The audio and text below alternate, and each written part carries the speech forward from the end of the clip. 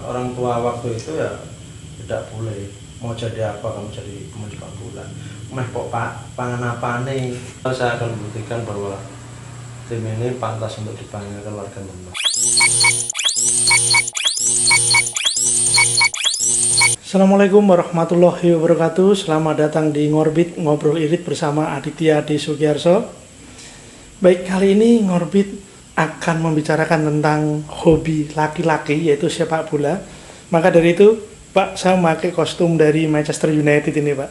Untuk pembicara kali ini atau narasumber yang saya hadirkan kali ini adalah sosok yang luar biasa. Beliau adalah head coach PSD Demak Senior untuk Liga 3, Coach Sudirman. Assalamualaikum, Coach. Waalaikumsalam warahmatullahi wabarakatuh, Mas Adi. Kabarnya gimana ini, Coach? Alhamdulillah baik. Baik, sebelum kita ngobrol lebih lanjut dan lebih panjang, lebih dalam lagi nanti, kemarin PSD hari Rabu tanggal 23 sedang away di Persika Karanganyar sebagai persiapan untuk menghadapi Liga 3. Nah, seperti di Eropa, ketika pelatih sudah melakukan pertandingan bisa ada aftermatch review atau interview. Nah, ini bagaimana, Coach, untuk pertandingan kemarin? Apa yang perlu direview dari skuad Coach Sudirman?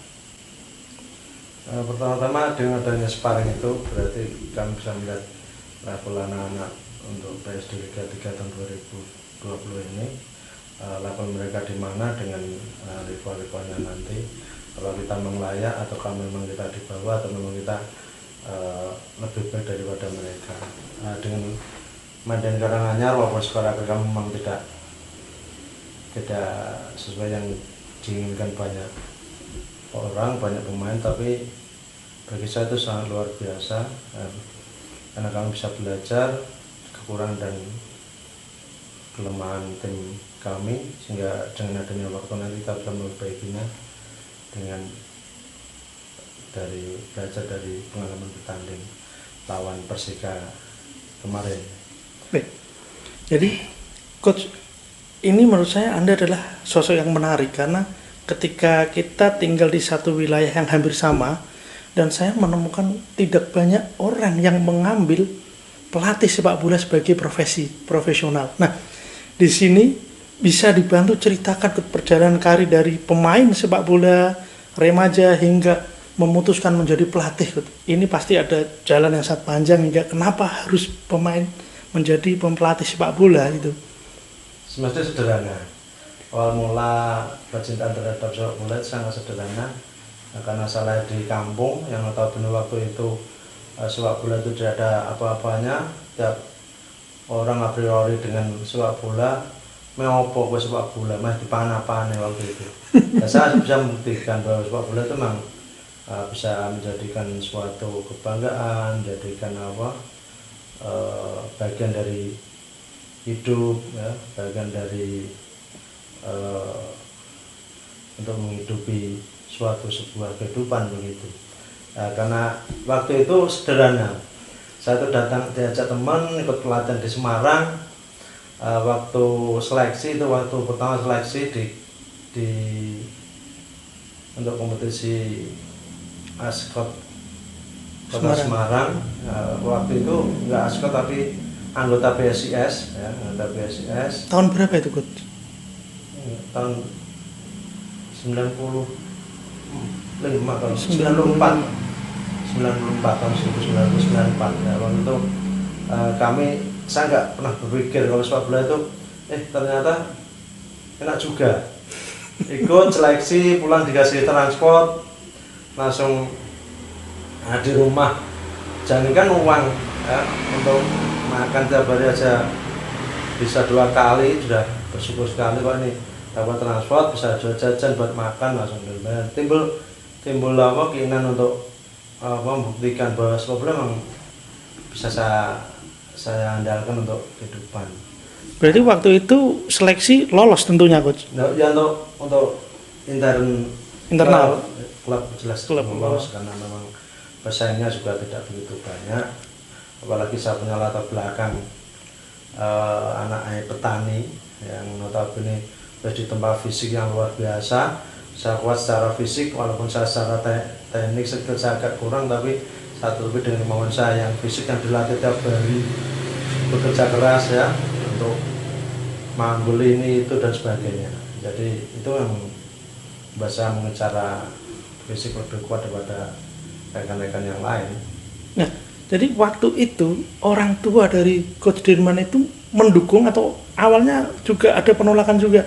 Istilahnya mau jadi apa nanti gitu, karena orang tua pada umumnya di wilayah kita pasti menginginkan anak sekolah, kemudian ya minimal kalau yang muluk tinggi ya PNS, TNI, Polri, perawat atau dan guru istilahnya, tapi tiba-tiba ini anak ini mau jadi pemain sepak bola. Nah, pendapat orang tua waktu itu gimana, Coach? Ya mungkin banyakkan orang tua waktu itu ya tidak boleh, mau jadi apa kamu jadi pemain sepak bola, meh kok pangan apa nih jadi pemain bola.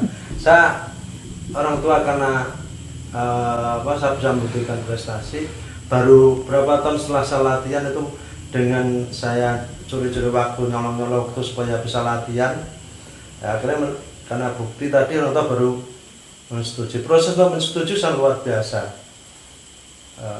Waktu itu saya setelah masuk puskesmas di PSIS, saya banyak tarkam sana sini, yang saya bawa itu apa, makanan yang dari hasil tarkam, pemberian dari yang ngajak tarkam, saya kasih ke orang tua langsung timbul, oh memang sepak bola bisa. Itu berarti makanan kayak snack gitu, snack sama makan berat itu yang waktu itu ukuran tahun 90 kan luar biasa. Sudah luar biasa. Dan itu sogokan untuk orang tua itu. Kemudian itu mungkin junior, ketika level agak senior, pernah memperkuat tim apa aja ini? Saya nggak pernah di junior, nggak pernah karena memang saya sudah terlambat untuk belajar sepak bola. Saya tuh baru belajar sepak bola sesungguhnya setelah lulus SMA. Saya sudah umur 20 tahun, saya ada seleksi tadi tim anggota PSIS tadi, PSOMJ. Waktu itu saya ikut masuk, saya dikasih jaket, dikasih uang transport, sepatu, saya sangat senang, luar biasa. Motivasi saya tumbuh untuk jadi pemain sepak bola. Setelah itu karena waktu saya sudah bekerja juga sih, akhirnya timbul pemikiran semalam saya terus bal-balan atau bekerja. Orang tua udah terus bal-balan terus kerja saja, untuk bal-balan ada di opo. Nah, karena saya langsung gini lah, memang lain kata orang-orang bijak ya, seperti hidup itu bilang, tapi saya nggak tahu itu bilang atau enggak, tapi saya memberanikan diri, saya memilih untuk wes lah, saya terjun sepak bola, nanti mau jadi apa, tuanya seperti apa saya nggak penting, yang penting saya proses sekarang saya buat. Nah, saya ditolak orang-orang untuk ikut seleksi puslat, saya memaksakan diri. Ternyata di antara wakil-wakil klub saya tadi yang lolos saya sendirian. Yang saya waktu itu mungkin diabaikan karena puslat kan paling tua. Nah, udah prosesnya terlambat, tapi saya ikut malah lagi yang saya diterima di puslat PSIS tahun 95 lah. Berarti puslat PSIS tahun 95. Ya. Itu di seangkatan itu yang tiba-tiba seangkatan dengan Coach Dirman yang kemudian menjadi pemain pro nasional, masih ingat ada tidak? Waktu itu kan memang saya terlambat, dan yang waktu di puslat langsung diberikan kesempatan untuk di timnas Primavera kayak Eko Purjianto, langsung Kusdianto di Semen Padang. Langsung Ridwan PSIS sebagainya. Saya karena kelambatan tadi, saya akhirnya cuma magang, waktu itu magang PS tahun 96, 96 waktu itu Liga Kansas. Ya. Nah, kalau Liga Dani 2 ya, Liga Kansas, Liga Dani. Terus saya ikut magang, saya mungkin orang pertama yang di puslat yang mendapatkan promosi ke PSIS utama. Ya. Ada 3 pemain waktu itu, Abdul Rojak, langsung Surabaya yang saya sendiri. Itu waktu itu promosi dari puslat ke senior. Waktu itu senior diisi siapa aja, Coach? Waktu itu seniornya PSIS sudah diisi. Dandil 2 sekarang seangkatan nonton Eko Yariati. Ke 9798 itu berarti Coach Dirman juga istilahnya mengikuti ada PSIS yang terkenal Tugio itu berarti. 99 99 ya, 98. 99. Pernah bertemu atau pernah? Sudah enggak. Sudah tidak. Nah, kemudian dari pemain, dari puslat, kemudian dipromosikan ke senior, kemudian sekarang ke pelatih, coach. Itu momentum apa yang menyebabkan Coach Dirman, ya udah saya sepak bola cut dulu, saya fokus ke pelatih. Itu momen apa yang menjadikan ingin jadi pelatih? Ini, waktu itu kan saya sempat bimbang di PSIS, saya telah dipromosi ke sekian bulan saya dicoret, saya frustasi. Karena frustasi, ada teman yang membantu untuk menawarkan saya untuk gabung ke Persiba Balikpapan waktu itu. Nah, saya sudah siap, sudah dibelikan tiket kalau nggak salah waktu itu. Orang tua nggak boleh Ke Persiba. ke Persiba Balikpapan. Kalau kamu jadi berangkat ke Kalimantan, ya saya apa anak. Akhirnya saya timbul pemikiran supaya saya tetap eksis di sepak bola dan saya juga sebagai anak tetap birrul walidin sama orang tua. Betul. Akhirnya saya ambil kursus di wasit. Mulai dari wasit dulu berarti? Wasit itu hanya karena pelarian saya melihat rekan-rekan yang sukses di timnas, di liga. Saya kok waktu itu sama-sama latihan, kok mereka sukses, saya kok enggak. Saya timbul cemburuan luar biasa. Saya sampai dalam hati ngomong, Tuhan tidak adil pada saya ini.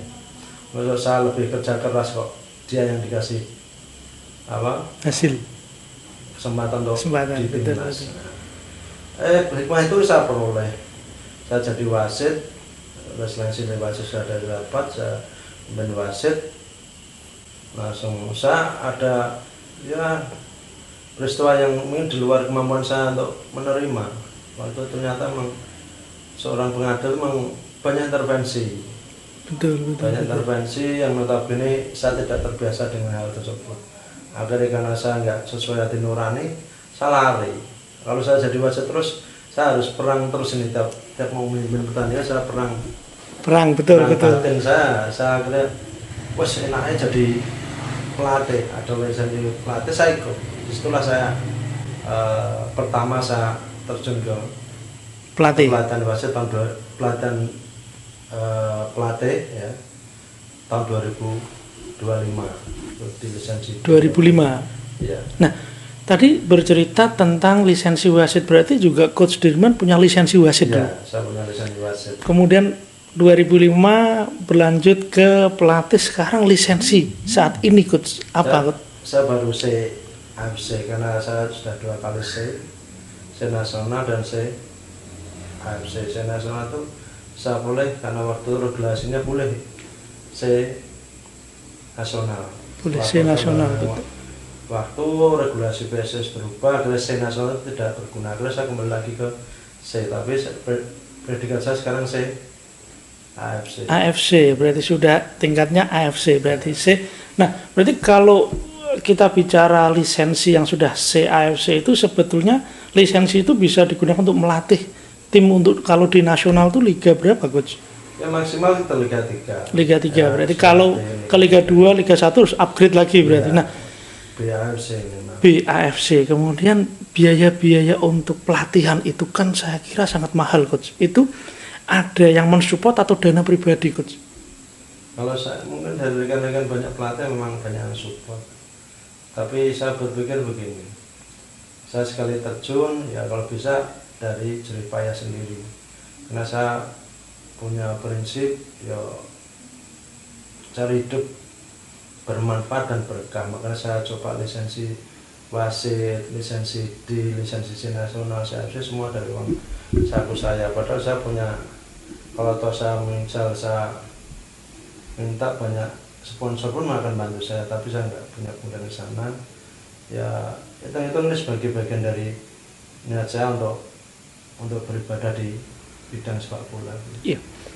Ketika mendengar nama Coach Sudirman, ketika kita berbicara di orang-orang yang bergerak di sepak bola di Kabupaten Demak, bahkan di sekitar Semarang, saya kira nama Coach Sudirman itu sudah tidak asing bagi orang-orang yang berkecimpung di sepak bola. Nah, kembali ke PSD, Coach Dirman sudah pernah merasakan megang PSD yang Piala Suratin Junior, sudah kemudian saat ini head coach dari PSD Senior untuk Liga 3. harapan dan target untuk PSD ke depan, Coach, bagaimana? Target untuk tim, saya tiap pelatih mesti, walaupun dari manajemen dan membebani saya untuk lolos dan sebagainya, tapi itu sudah menjadikan tantangan saya, menjadikan saya dengan segala kurangan manajerial, saya akan membuktikan bahwa tim ini pantas untuk dibanggakan warga Demak. Nah, melalui apa? Saya memberikan motivasi anak-anak bahwa kalian mampu, bahwa kalian catat sejarah hidup untuk kalian, bahwa saya meninggalkan sesuatu nanti saat kalian sudah tua, berikan contoh pada anak-anak dengan segala keterbatasan kalian mampu. Jadi motivasi saya seperti itu pada anak-anak. Harapan saya, walaupun memang dari manajer karena kondisinya memang tahu persis tidak sesuai dengan kanan kiri itu Demak, Kudus, Jepara, Kendal ya, Kendal, betul. Nah, tapi tidak mengurangi saya untuk menjadikan AMA ini sebagai target lebih baik daripada tahun kemarin. Untuk komposisi tim 100% lokal atau ada dari wilayah luar Demak, Coach?